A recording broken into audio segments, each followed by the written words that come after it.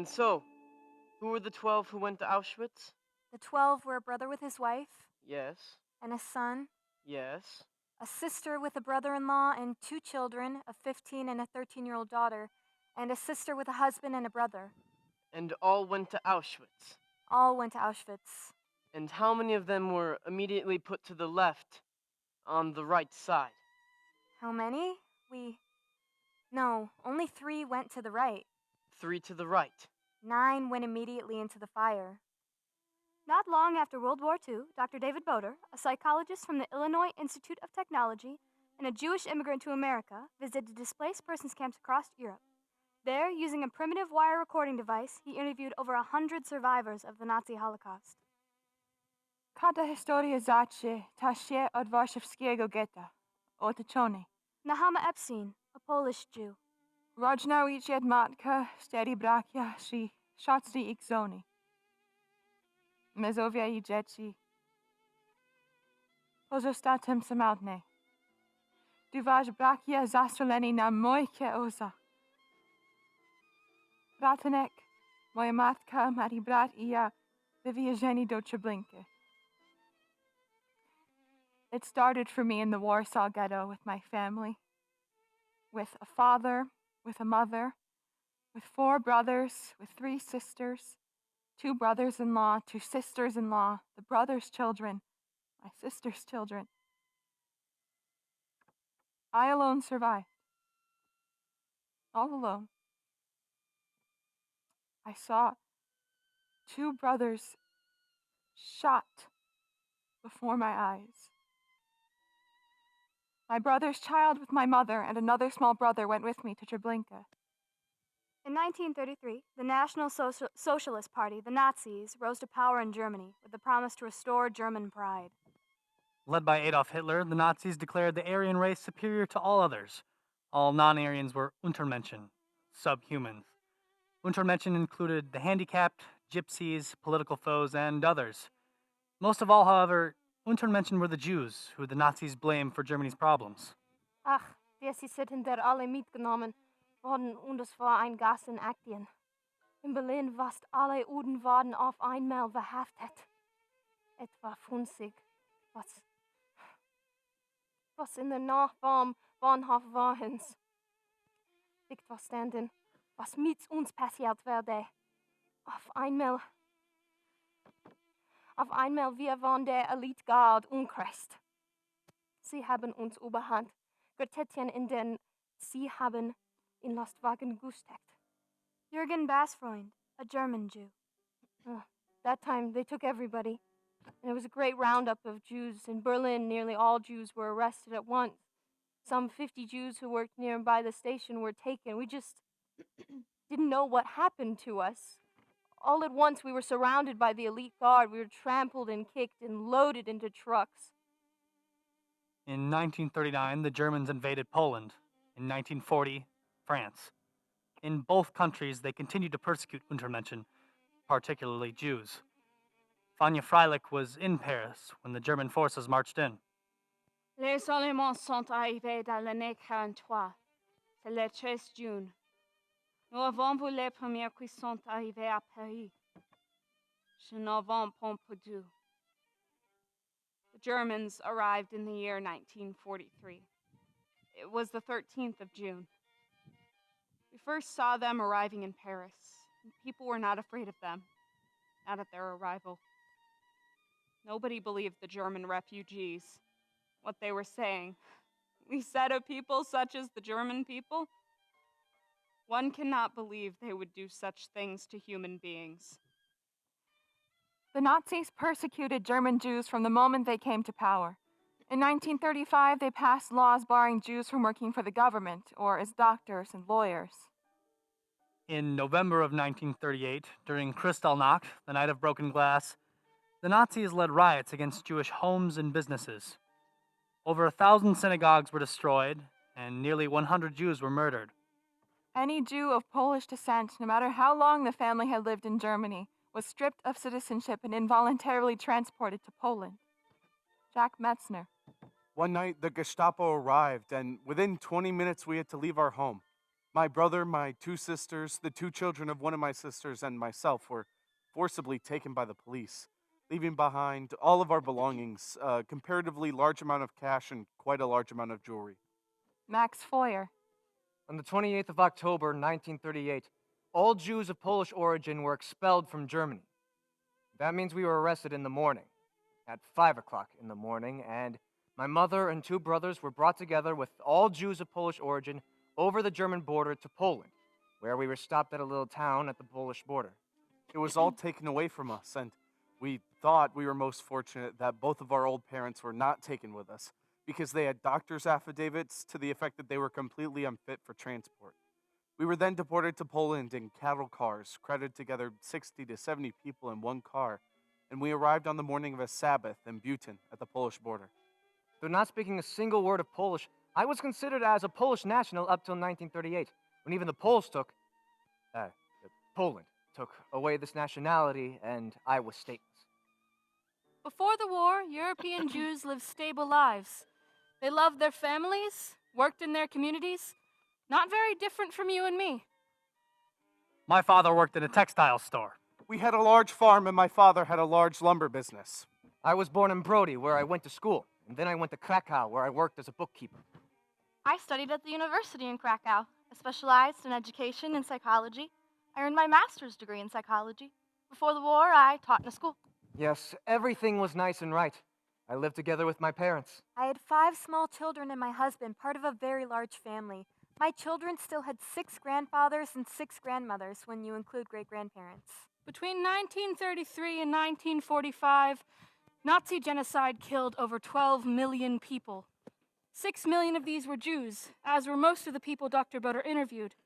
Before the war, about 9 million Jews lived in Europe. After the Holocaust, a third of these remained. Kalman Eisenberg, Pinkus Rosenfeld, Bernard Warsager, Anna Kowitska, and Nechama Epstein survived. I had a mother, 40 years old, and 2 older brothers, one of whom died in my arms. And the rest, a sister and the other brother, were taken to Treblinka, about whom to this day there is still not word. I had girls.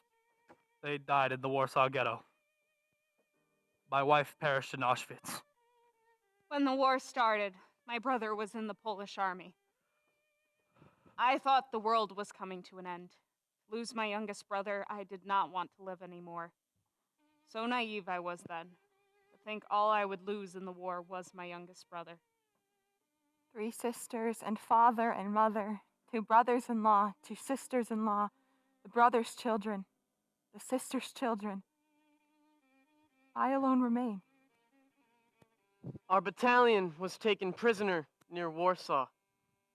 I succeeded in escaping by donning civilian clothes. The road was very difficult.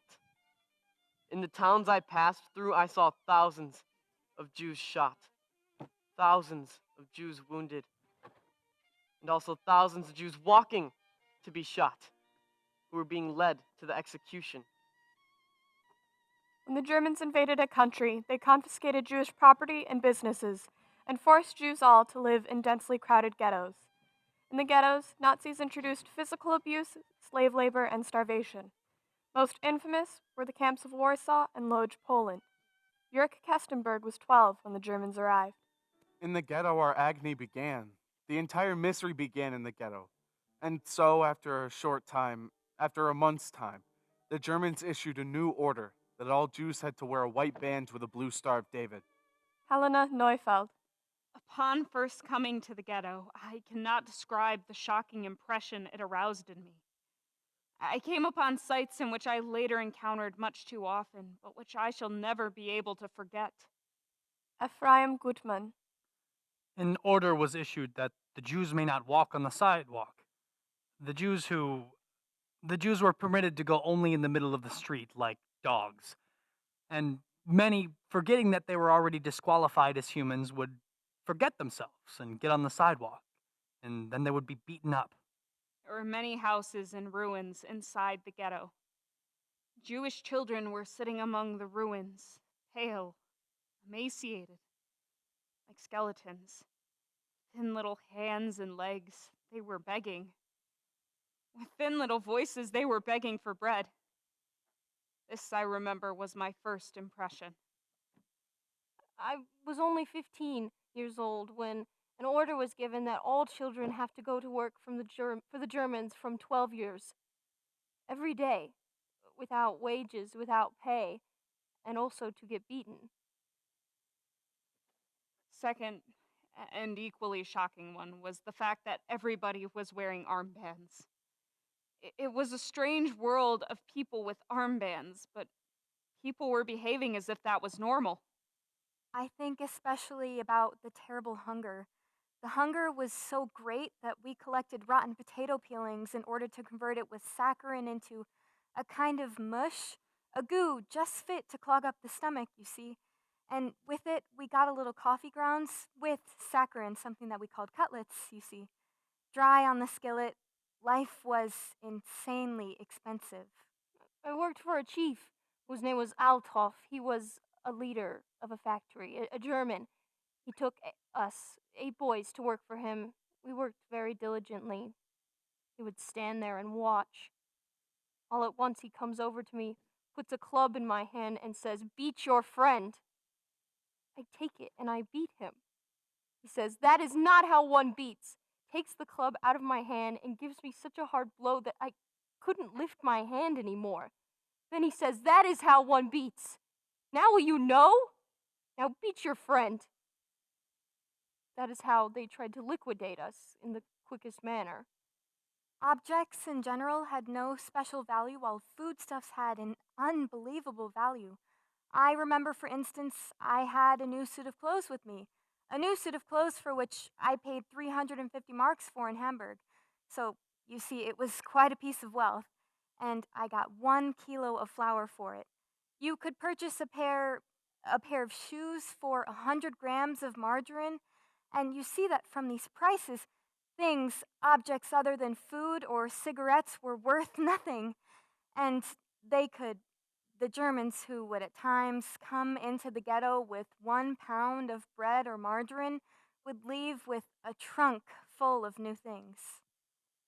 The law was that if a Jew sees a German from a distance, he has to take off his hat and greet him with good morning, irrespective whether the German found it necessary to respond. And if the Jew would not happen to notice him from exactly 3 or 4 meters ahead and take off his hat, he was immediately shot. And then the Wehrmacht leader of the Germans, that Althoff, he said for 2 people to fill up a railroad car full of coal, and that 2 people should lay on the floor and that they should be entirely covered. And then when they were covered, he stood there and he laughed. He laughed at us. He smiled and he ordered us not to dig them up. They should come up themselves.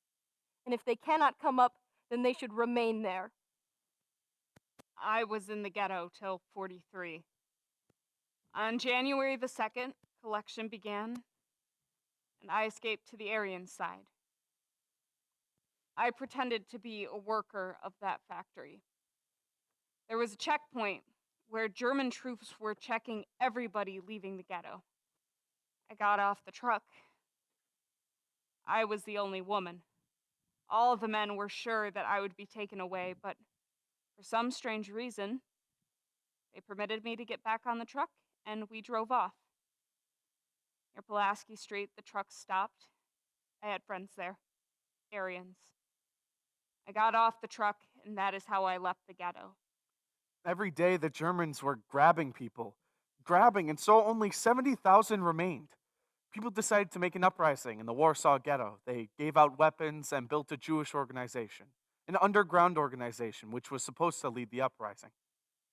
In April 1943, when the Germans came to finally rid the Warsaw Ghetto of all Jews, Jewish fighters rose up against the heavily armed Germans. Despite overwhelming odds, the lightly armed Jews held out for almost a month and inflicted many casualties. Eventually, the overwhelming German firepower defeated the resistance. After escaping the ghetto, Helena Neufeld witnessed the Nazi liquidation from the outside. Benjamin Piskos fought inside the ghetto. We began to organize the young fighters. We began to organize the Jewish fighter troops to fight against the exterminations of the Jews. And so it happened, a few days before Pesach in the 43, it happened that the Germans prepared for a Judenrein in the Warsaw Ghetto. Judenrein is an extermination process used to remove the Jews from Warsaw. I was living on Marinowski Street, right across from the ghetto then.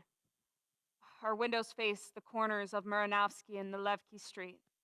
And there, I could see all the Jewish convoys being led away by the Germans. The panic in the ghetto was very great. People went around like poisoned mice.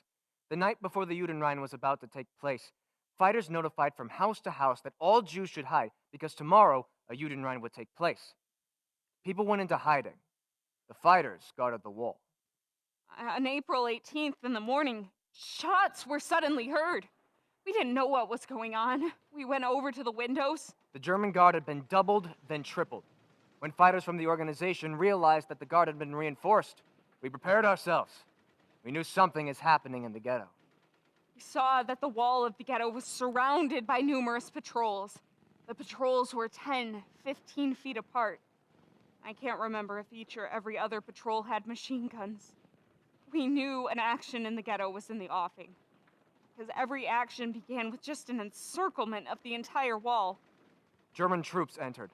SS with tanks, cannons, artillery, machine guns. A regular battle began, a very furious one. At first we heard machine guns, then grenades. Near the wall of the ghetto was a gate through which one could enter the ghetto. There was a member of our organization, and she had a box with grenades. She was pelting the gendarmerie and the German troops. When the Germans realized they were being attacked by the Jews, they surrounded the house she was in. She was hit in her hand by a dum-dum bullet. Dum-dum bullets are machine gun bullets, which tear up the body. And this girl was hit in her hand. Torn up so much that she could not move her arm anymore. When she realized that these were her final moments, she took a revolver and she shot herself. As heroically as she begun the attack, so she heroically died. I heard a familiar noise, but I couldn't believe that there were tanks. I looked onto Nalevki Street. There indeed. 2 German tanks were slowly driving onto Nalevki.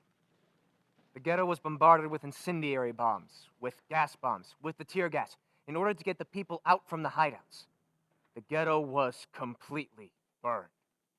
People saw that the battle was almost over. We wouldn't be able to keep up the fight any longer.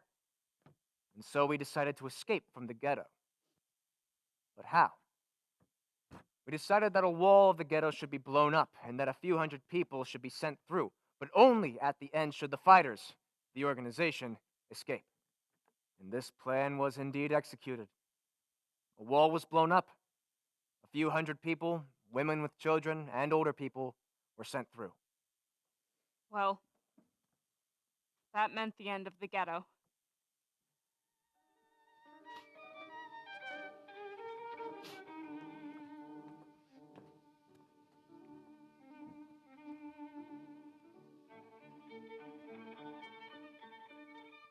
Throughout the summer and fall of 1942, before the uprising, 300,000 Jews were transported to the Treblinka extermination camp from the Warsaw Ghetto.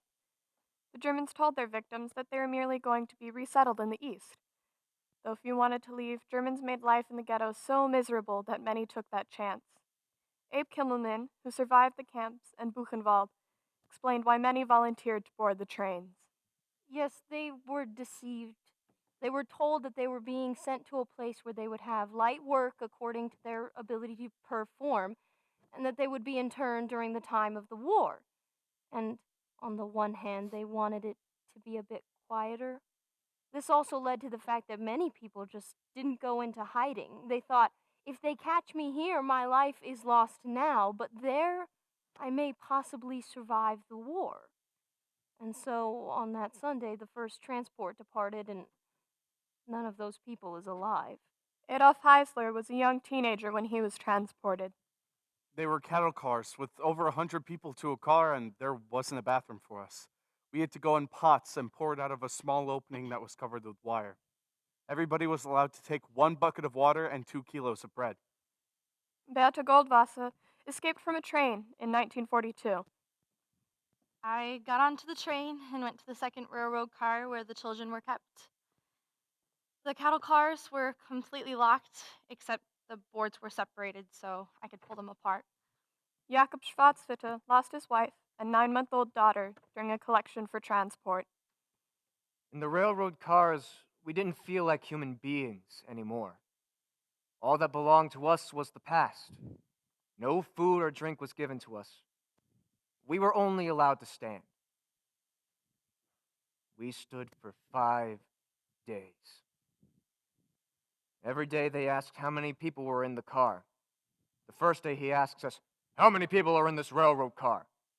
The answer was 90. The second day he asks, the answer is 90 again. He then replies, "What? Again 90?" 2 guards and 2 professional criminals come in and begin to beat us. Said, "You damn Juban, what? You don't want to croak?" And so they told us, "You don't want to croak when so many people are being buried day in and day out?" And he presented a demand that tomorrow there be at least 6 dead, and that we should murder amongst ourselves. We all agreed that they may kill all of us, but none of us would raise a hand to murder any one of our comrades. And this was so. We delivered none. They beat us. But we delivered none up to the end. I jumped off the train with my baby as it was going uphill. My child died while jumping off the train. With my own hands, I had to gather the child, separate pieces of its body. I buried her in the forest. We were told we were going to Buchenwald to work, but the first thing I saw were people who were bloodied, and they were being chased and beaten. While getting off the train, we were beaten so badly that never in my life did I dream any man could survive such beatings. We had to run with our hands up while getting off the car. The people who were escorting us were chasing us and making us run faster. Those who were not able to keep up were shot along the way. The goal of the Nazis' final solution was the destruction of all European Jews, but not before they extracted every last ounce of use they could from them. We arrived there in Auschwitz. An SS storm leader was standing there. He separated the older people and the children to one side, and those who looked very capable of working were put to the other side. About the others, where they were led, no one knew. Only the next day we saw the huge flames and the smoke coming from the crematories where they were being burned. And we went into barracks. When we went out at night, we saw the entire sky red from the glow of the fire. Blood was pouring on the sky. We saw everything. We knew. When we went to the shower hall, we saw the clothing of the people who were not there anymore. The clothing still there. We recognized the clothing of the people who had left and returned no more, so that we knew. It was 100% sure. We saw every night the burning crematory, and the fire was so red it was gushing forth blood toward the sky, and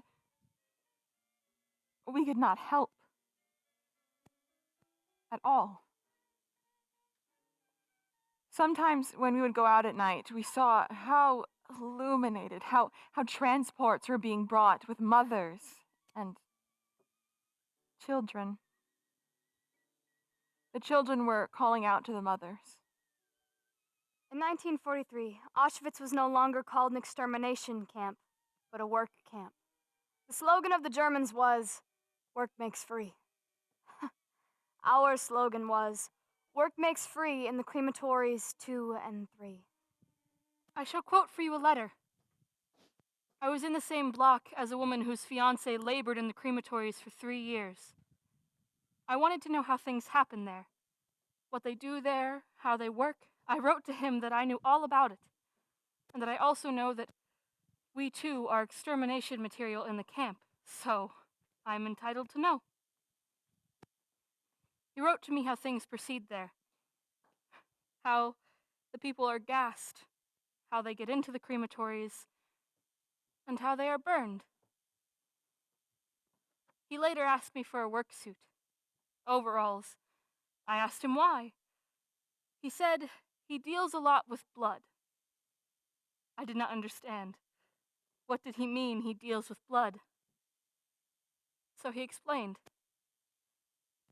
He said, when people are gassed, they die very hard. That is the worst death. The people are choked. They suffocate, but they cannot die. Blood breaks forth from the eyes, ears, and mouth, and from the mouth it covers the entire body. And so when the workers come to take the bodies to the crematories, they too are covered in it. He also told me about the work camp. The chief there was a wild beast, a big man. He was big and very strong. He used to beat us most bitterly. But when the people were being gassed, he would stand and watch at this little window that was installed just for him. And he would drink champagne. While people were choking to death, he would stand at this little window and drink champagne. Paris, August 22nd, 1946, at the headquarters of the American Joint Distribution Committee. The interviewee is Miss Irene Rosenwasser. She prefers to speak German, although her English is rather satisfactory. Now wait a moment.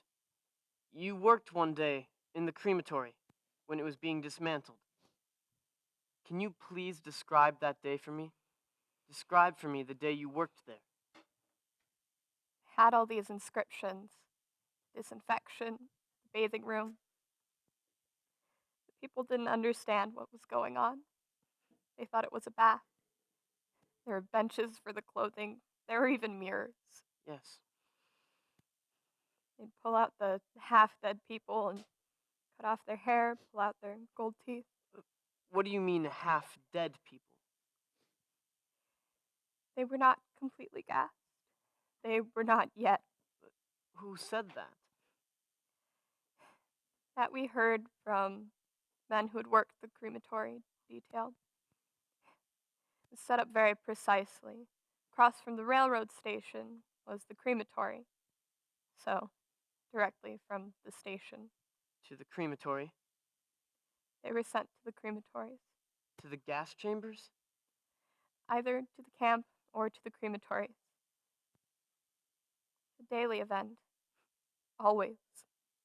And then from the dead, or half-dead people, they cut off the hair? The hair and the gold teeth. Who pulled them? These special units. Prisoners, unfortunately. And they had to hand over the gold teeth to the SS? They had to. The SS were naturally everywhere. Only the SS did not work. And what did they do with the hair?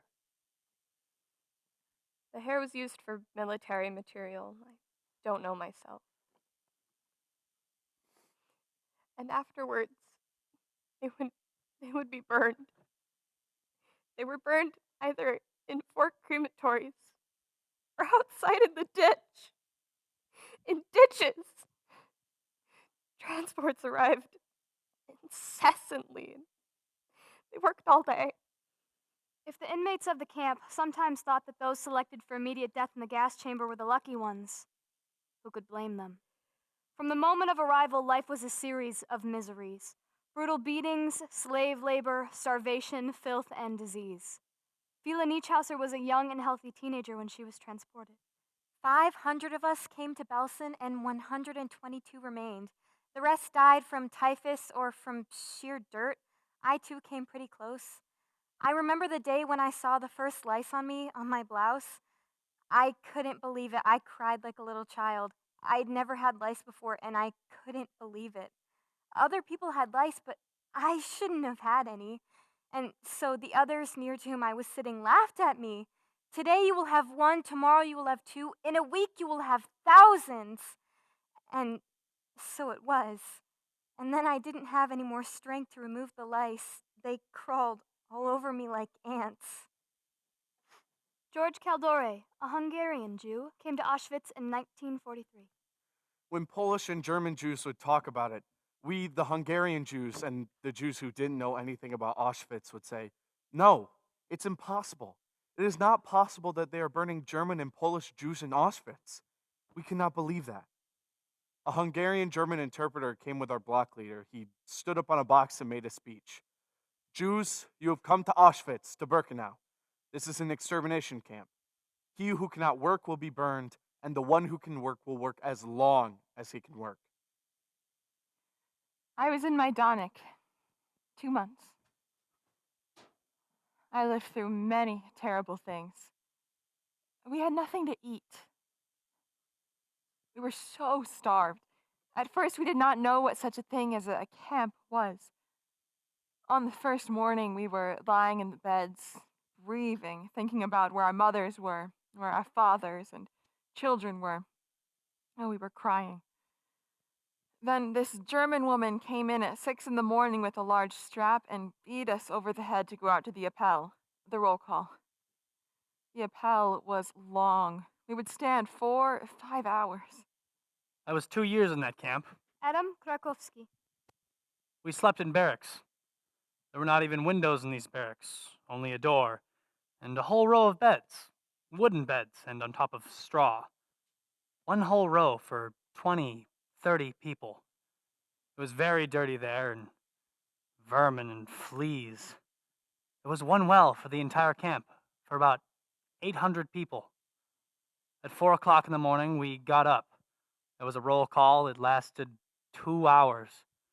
And then at 7, 7:30, they loaded us on trucks, and we went to work, to the construction job. In German, it is called Auschwitz, but in Polish, it is Oświęcim. I was in that Auschwitz for about 9 months. When I first arrived, there was a frightful hunger. We went to work in a detail that was called the death detail.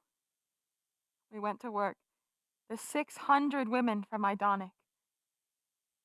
It took a month, and no more than 450 survived. We died from hunger. We only got the bread in the evening, and that had to be enough for breakfast, too. Then we worked until 12 o'clock. At 12 o'clock was dinner, which they brought from the camps also on trucks. Just one course, soup. We ate the dinner on the construction site and continued working from 12:30 until 7 o'clock with nothing to eat. Then at 7 o'clock, back to the camp, again in Appel. For supper, bread, an eighth part of a loaf. One loaf for 8 people. Prisoners lived in constant uncertainty, from life and death decisions to petty cruelties. Ludwig Amberger. I pass an SS man. I take off the cap. He calls me over and asks me, "Ah, are you my friend?" I don't give any answer. Then he beats me. The next time I say to myself, "So I won't take off my cap." And I pass by him and I don't take my cap off. He calls me again. "Don't you know one must take off his cap?" So that I did not know what to do. If the inmates survived the initial selection, they lived in daily danger of being sent to the gas chamber and ovens.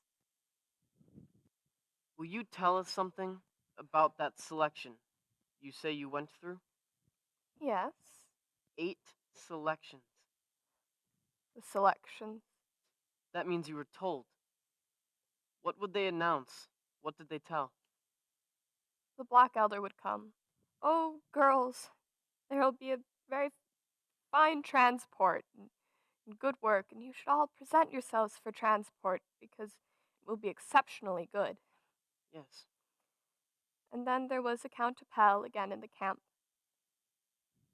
A special one, a new Count Appel. The SS would come and look the people over. What does that mean? They made you strip? That varied. The selection was for the crematories, and we did not undress. They simply looked over the thinner, weaker, sicker people, and they were pulled out and led away. If those selected stripped, they were really being chosen for work. Sometimes selections were held for medical purposes, and blood was taken from the stronger ones. Blood for what purpose? For transfusions? For transfusions, for German soldiers, Yes. but not for us. And so, at the end of the year, I became quite fearful because I also had been assigned to transport. But this was a real transport. On the 21st of December, we were sent to Bergen-Belsen. Did they tell you why you were going to Bergen-Belsen? They did not tell us where we were going. That was never made known in the camp. For 3 days, we arrived. It appeared not to be so rough, not so bad. I thought, it will be much better than in Auschwitz. Yes. Indeed, there was no discipline. There was no Count Appel the first days. That surprised us. But also, there was no discipline. It made it very hard because the camp was full of dirt. Uh-huh. The third day, I had lice already. The food steadily worse and less. In what year was that? 45 in January. That was when the Russians had already reached Auschwitz. The Russians liberated the few from Auschwitz, Yes. but we were no longer in Auschwitz. Before the war, Max Foyer had been a law student. I had one of the worst experiences in Dachau. I was standing working with a friend of mine when an SS man came in behind us and called out to my friend, "Come, stand at attention." And so then he orders him to stand in front of a ditch full of water, and then he kicked him in the stomach.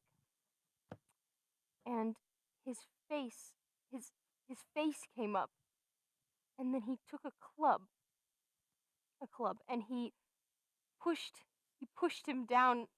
At any rate, he pushed him 3 times, 4 times, as long as was necessary until this man was drowned, and then he called to me. And I, of course, expected for the same thing to happen, but no. He had me pull him out. I pulled him out, and I had to put him on a little cart, and I had to bring him back into camp. We were working outside. But the most awful thing was that along the way, this SS man, a boy of 20 years, he kept telling me how awful how unhappy he was. He had a date for that same evening with his sweetheart, and he had been ordered to stay on duty, and so he wouldn't go on his date. He was just complaining. He was speaking to me as one friend speaks to another. He was completely unconscious of just having committed a murder. By that time, I was accustomed to a lot of things.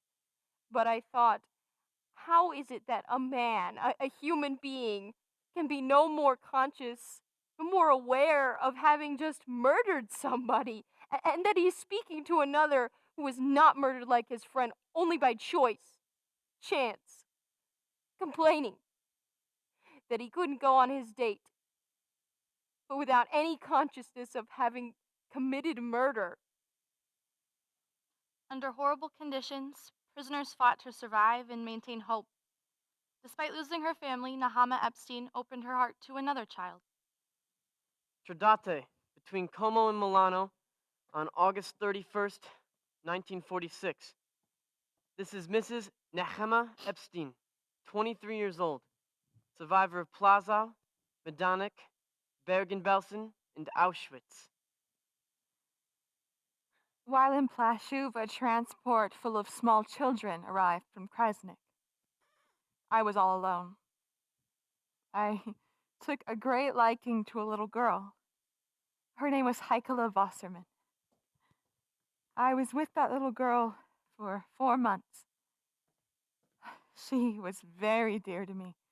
I loved her very much. That child could not go any place without me. I was thinking, I shall live through this war. I will be very happy with such a pretty and smart little girl, because it had hurt me very much that I had lost my brother's children. And I cheered myself up a little with that child. What did the child do all day there in the camp? The child did nothing. She went around on the street. She was not even called to a pal. But they were doing it with an objective in mind. After a time, they came and took all the children away from us, without exception. And that girl was very clever. She had a very clear head on her. How old was she? She was 8 years old. Truly. She hid in a latrine, that is, in a toilet, Yes. lowered herself down into an open toilet and hid there. All the children were taken away. People came and told me to go there. Heikele is calling me. She cannot crawl out from the hole. You have to excuse me. When a child hides in a latrine, did other people know when they went to the latrine? No. When the appel was over and all the children were taken away, women went to the latrine, and the child began yelling that they should call me and I should come take her out. Uh-huh. And I was instantly called, and I pulled her out. And when I pulled her out, she was overjoyed. She said, "Now I shall remain alive." You see, now I shall remain alive. But it was not so. The Russians were approaching, and we were again dragged away. I was taken to Auschwitz again. We arrived in the middle of the night. And the child with you? I took her along. What will be, will be. I kept her with me. We arrived at night. All night long, the child did not sleep. She did not want to eat anything. She just kept asking me, "Does gas hurt?" If not, then she's not afraid. But I cried very much. Suddenly, the child fell asleep in my arms. I went over to a man who worked in the shower bath, and I pleaded with him. I lied to him. I said it was my sister's child, and could he help me save her? So he said, "Tomorrow morning you will all be undressed, and you will all be led before the doctor. He will make a selection. Tell the child to hide in your rags when you undress." And that child was very clever. She did not even take off her shoes. She hid in the rags. I waited till the evening, till the child came out. When all the children were taken away, she got out from under the rags, and she came to me with great joy. "See," she says, "again I have remained alive. I shall again remain alive." Together we left for the block. There is nothing to eat. The cold was so cutting, one could get sick, and the child, too, had to go to Appel. She was counted as a grown-up person, but she had much grief. She was not numbered. After 3 days, a doctor by the name of Hessler came.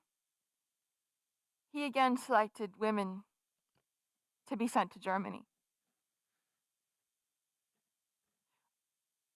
I was taken away. And Heikele cried very much when she saw I was to be taken away. She cried very much, and she screamed, "You are leaving me!" Who will be my mother now? But alas, I could not help any. I could arrange nothing with the Germans. I went away and left the child. Did you ask them? They should. I asked. So he said, if you want to go to the crematory, you can go with a child. If not, then go away from the child. Mm-hmm. I could accomplish nothing. I felt very bad. I cried very, very much, and Heikela was crying. And I parted from her and left. It was said that the deliverance was coming. The Russians were approaching, and they would not burn in the crematories anymore. I do not know. I believe it is a lie. And so you don't know what happened to the child? I don't know anything about what happened to her. I know only one thing. I left. The child said goodbye to me, and I was led away to Bergen-Belsen. When simply surviving another day was a victory, some prisoners found the heart to resist the Nazis and to help other prisoners. Anna Kavitska nearly gave up when she lost her husband and little girl. For a time, she became despondent, not caring whether she lived or died. But when she decided to battle for her life, she found not only the strength to live, but to fight back. In Lippstadt, they manufactured ammunition. And there, the strength to live returned to me, to work. I was forced to stamp cartridges for machine guns, and because I looked so decrepit, they thought that I was a fool. The assigned quota was 12,000, but I would produce 15,000. But 15,000 smaller ones and 15,000 larger ones. Never the caliber that was prescribed. By the time someone had discovered it, there were 80,000 rejected pieces. My foreman came over to me and said, If you do it once more, I shall chop off your hand. So I said, oh, so you can report me for sabotage? And he said, Oh, for that you are much too dumb. Among stories of resistance in the camps, Mala Zametbaum stands out. Henya Friedman and Edith Saris were there to witness her heroism. We had a very beautiful song about a young woman who was a girl in her early 20s. Mala from Belgium. She worked for the SS men as a messenger. She was very nice, very smart, and very beautiful. And she would never use her intelligence for herself, but for the good of the people who were to be killed. She saved me from the gas. She said that I was her cousin and that if I am to be sent to the gas, then she should be also. And since the Germans needed her in their work, I was excluded from the list, and I was out of that. There were 2 or 3 more such moments when the same Mala saved me. Every Sunday she stole soup for us and gave everyone an additional liter of soup to eat. Now, where did she get the soup? Well, the soup was for the SS men. Very good soup, but they never ate it. They ate meat, they ate butter, and they had much better things. She would take it and bring it to us. All at once, the Germans came in and ordered that the entire hospital be sent to the gas. All of the sick. They said otherwise we might infect the whole camp, and we expected big trucks to come and take us to the gas. So she would take their numbers in the hospital. One could not lay sick for long. One would lay for a few days. Then they would come, their numbers would be taken, and they would be sent to the gas chamber. But she used to erase their numbers. If she had been caught, she would have been shot. But she did not stop. We had a song about her heroism and the way she died. I shall tell you how she died in the camp. In 1944, an order came from Berlin to annihilate the entire camp. She came to us and she said, "Children, Up till now, I've been here in the camp to help you. When I was able to erase numbers, I did so. Now I cannot serve you anymore. One early morning, Mala donned the clothes of an SS woman. She escaped, and for 15 days she was hiding out in Poland. And then she was returned. She did not seek just to save herself. She wanted contact with the outside world, to tell of our sufferings. She had maintained many connections on the outside to transmit letters to tell how gassing proceeds, because in the camps, we thought we had been cut off from the entire world. That no one knew that people were being burned day and night. A Polish prisoner arranged for her identification papers. The Germans had various methods. The Polish girl was beaten and reported that Mala was in such and such a place. She was found, returned to Auschwitz, and held in a bunker for 6 weeks. They held her for several weeks.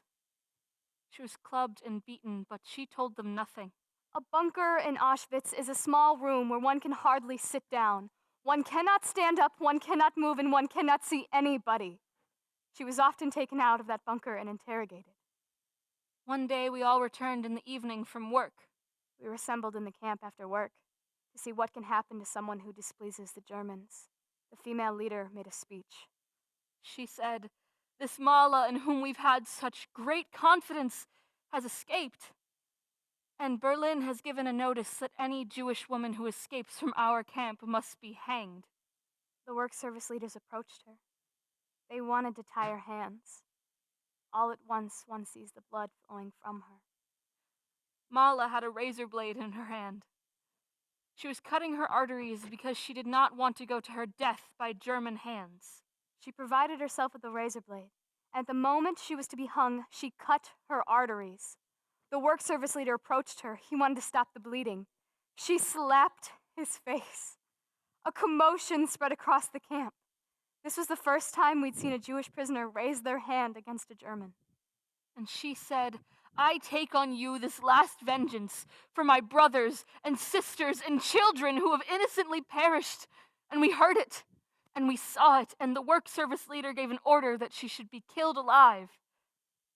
That is, she should be burned alive. She should be conscious of her death. Quickly, they took a cart. A small cart used to push sand, and they threw Mala in it. Since the Germans wanted to kill her before she died by her own hands, she was taken in this state to the crematory. But in the crematory, she was shot to death by a prisoner who worked there. She was shot by the chief of the crematory. Because he said, "Mala does not deserve to be burned alive.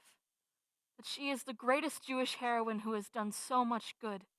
He shot her out of compassion." When we heard that Mala had been killed by one of our people, we were very happy. We would have been very unhappy if we had to see Mala burning alive.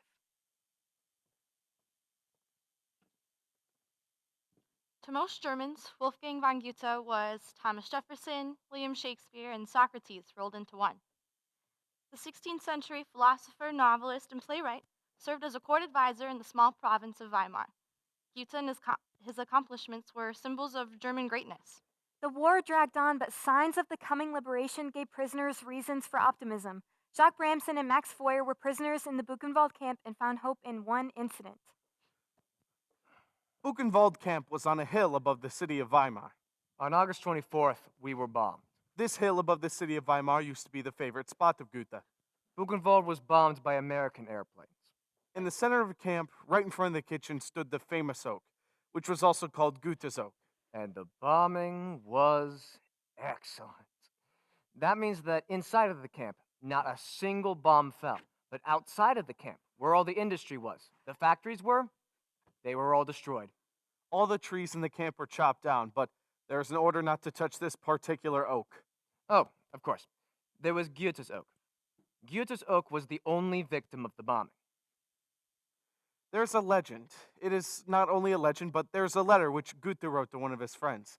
In this letter, Goethe states, "When I am in a sad mood, I go up to Buchenwald and approach my tree and look at it, and hope returns to me. It is so mighty and so strong that to me it is an embodiment of the might of our people. And as long as my oak stands, the German people also will stand."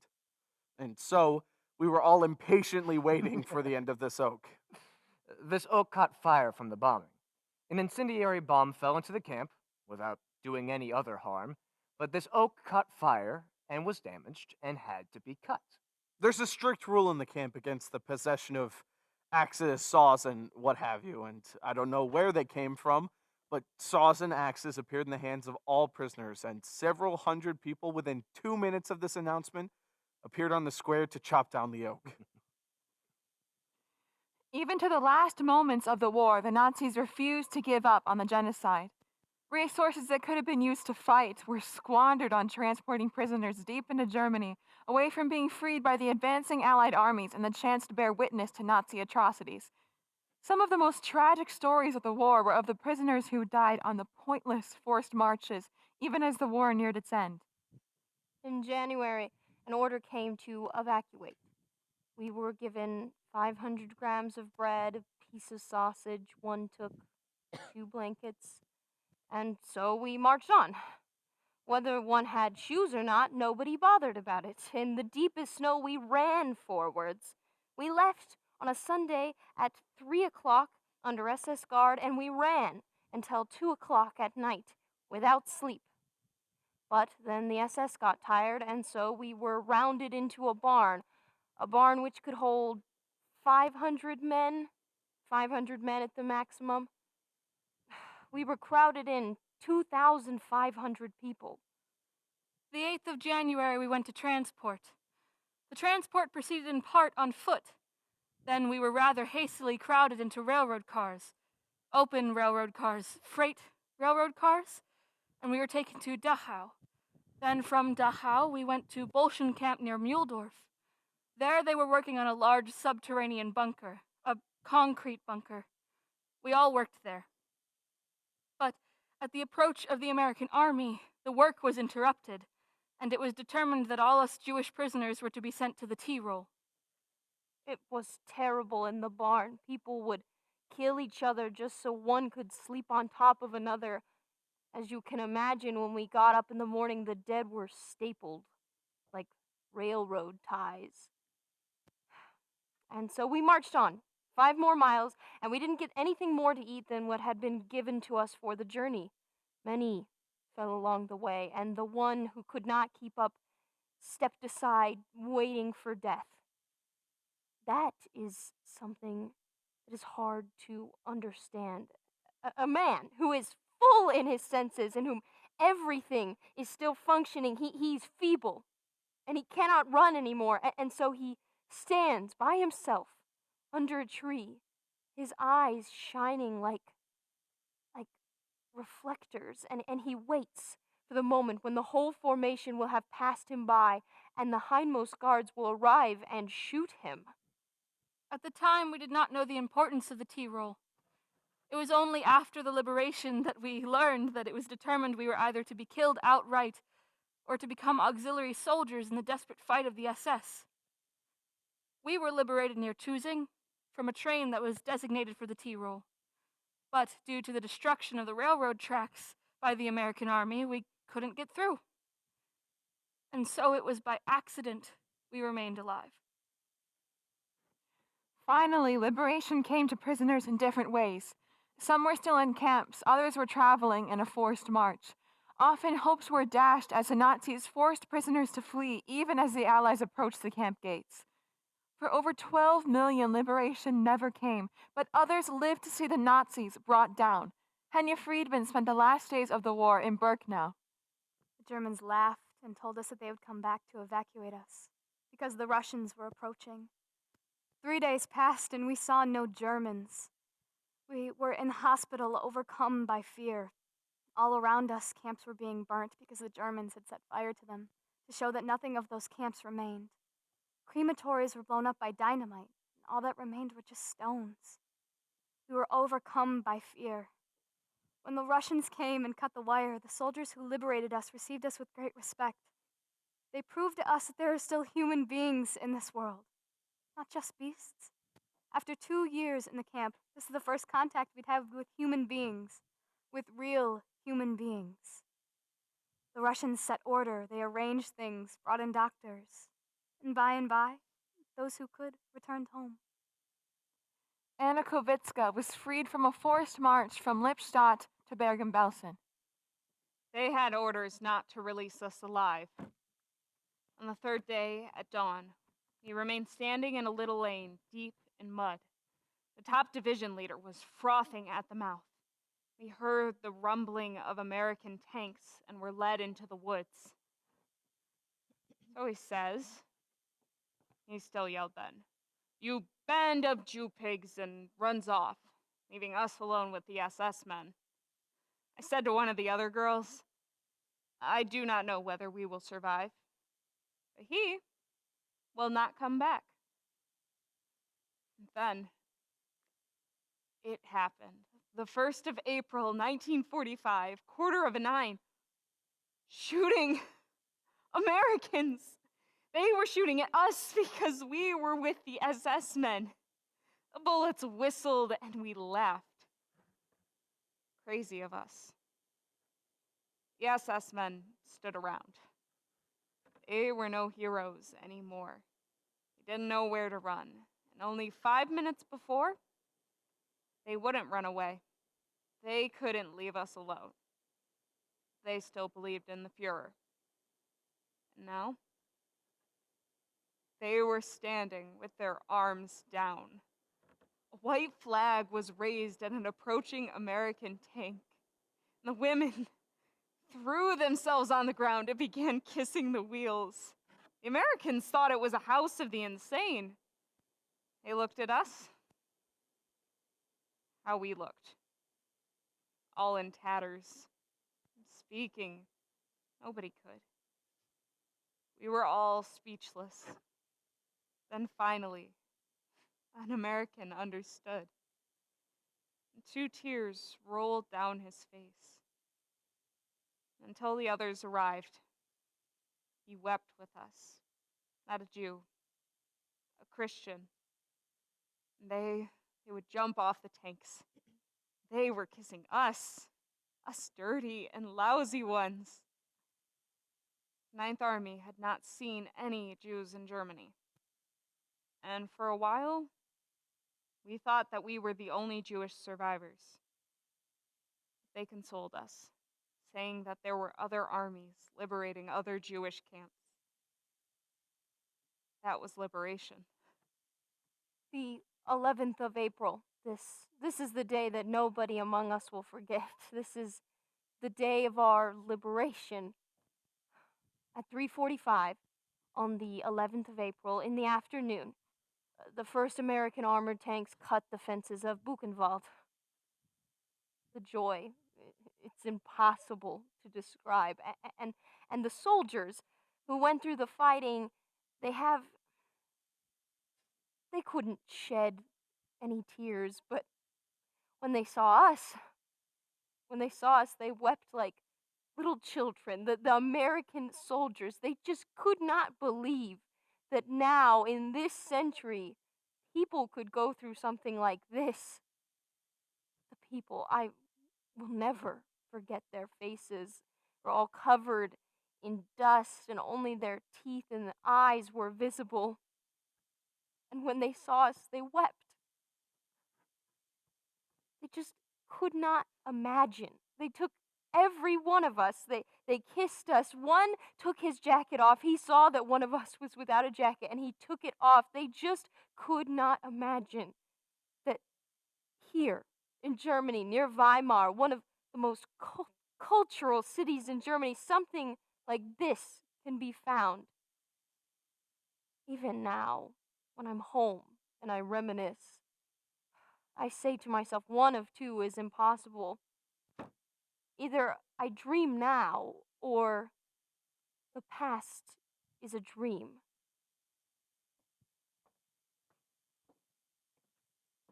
Many who lived to see liberation were the sole survivors of their families, some the only survivors of their town or neighborhood. For many years, most simply tried to build new lives and kept their experiences to themselves. Founded in 1981, the Holocaust Center of Greater Pittsburgh recorded interviews with survivors who had survived the war and come to America. Morton Seepley, and Arnold Zweig survived the camps and came to America. How did you happen to come to America? I arrived here March the 29th, 1949 in New York. And when I arrived, there was a telegram from my cousin who lived in Pittsburgh. I came with my brother to Oklahoma City. When I came to Oklahoma City, I met a lot of German Jewish people. And, well, they spoke English and they spoke German.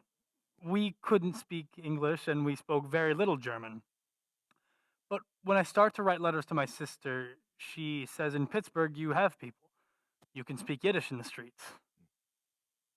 How would you describe yourselves now in terms of your circumstances? I mean, how have you fared in America? I would say I was very successful, and I've accomplished to a degree. I wanted a family. Is your wife a survivor? I met my wife in 1950, and we married in 51. I mainly wanted to marry someone who was not in a concentration camp because I didn't want a continuation of the events. I didn't want to talk too much about it. I figured to myself, well, if I marry someone who doesn't have parents, then we're just going to be like two lost sheep all over again. And I wanted someone with a little, establishment already. My wife lived in England during the war, but her parents died in Auschwitz. Yeah, and it's something. When I came to the States when I was alone, I always had it in mind to marry a girl with parents. And by fate, she doesn't have parents. I have a daughter and a son. The daughter is 33 and the boy is 30. They both live in Florida, and you see, this is something that until today I never really talked with my children about. I told my children when they were ready. I would say at least 12 years old, 10, 12 years old. Not in full, just in bits. They came to me and asked if I do have any pictures, any information, because they need it for homework in school. And I had all kinds of pictures. They asked, and this is something I should have told them, but I denied it. They used to play with other children, and on holidays, grandmothers used to come. They used to run in and ask, "Daddy, where is our grandmother?" How could I tell them grandmother was killed by Germans? You couldn't put hate in them. You understand? Then I told them I am a survivor. I was in a camp and everything. And that affected them because they realized where the grandmothers and grandfathers, uncles and aunts were. What other kinds of expectations did you have? When you came to this country, did you think you would become a wealthy man? I didn't want to be an overachiever. I knew that if I'll put all the efforts to it, I'll get what I want. And I would say I accomplished what I wanted. You can put it in so many different ways. Only the sufferer knows the suffering. How do you feel about the future? It is very difficult to describe to a person or to relate events that happen in a period of 6 years into a period of time. It will take 6 years to describe what happened in one day into little things that I don't even feel it's worthy to talk about because all it does cause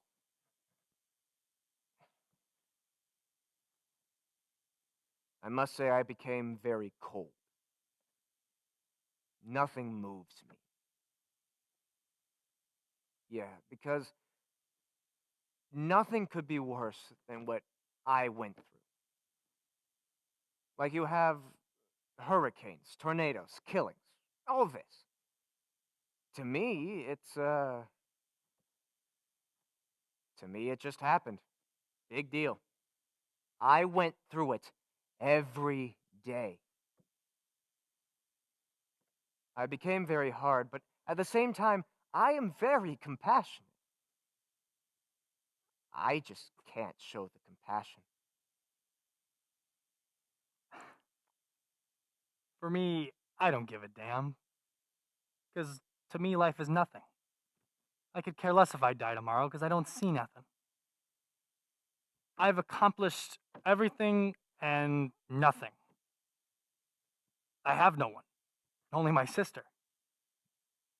It's life I'm angry at. Inside, I'm angry.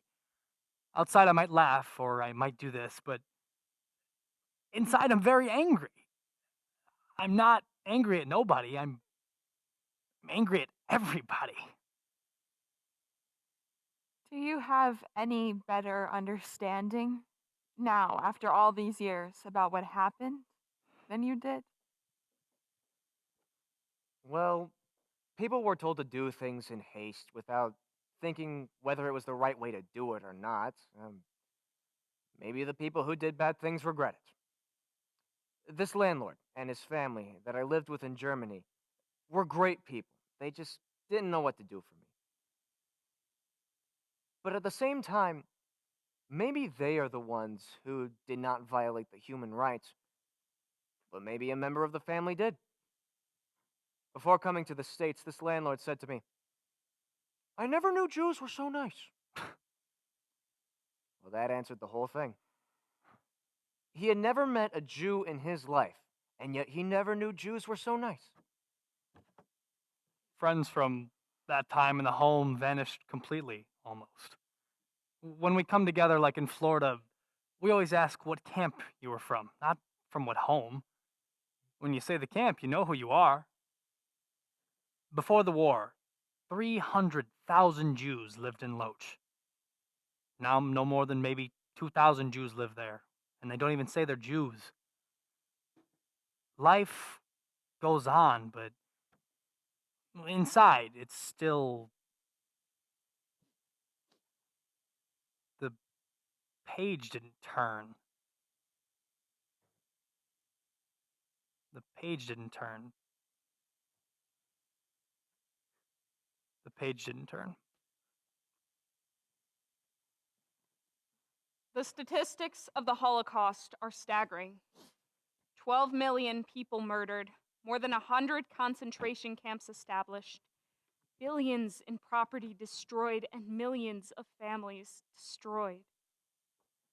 Perhaps more disturbing than the statistics were the petty cruelties individuals perpetrated against other human beings for no better reason than because they could.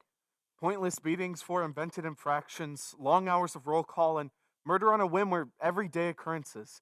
We listen to the words of survivors and find ourselves wondering how could it be true and how could they survive? Through 12 years of genocide, despite 12 million murders, people did find the strength and will to survive. Nazis closed schools and denied education, but prisoners created underground schools in the ghetto and even camps. Though many lost their faith, others took solace and found strength in their religion. In a time where being discovered in prayer could bring death, faithful prisoners held Sabbath services in secret and prayed in silence. Prisoners learned to make jokes to cope with the terrible world in which they lived. They learned to read their guards, when to speak up and when to keep silent. In the years after the war, survivors rebuilt lives, established new families when old ones had been wiped out, created new communities when childhood homes had disappeared, and even helped to create a modern country in an ancient land. In 1946, not many months after liberation, when talking to Dr. Boder, Joseph Ferber compared Hitler to the biblical villain Haman. His words explain why, despite their tremendous excesses, the Nazis had no chance of succeeding. What does it mean we have survived Haman and Hitler? Millions of people did not survive Hitler. Millions of people did not survive, but the people as such have remained and will remain. Haman, too, as well as Hitler, have disappeared.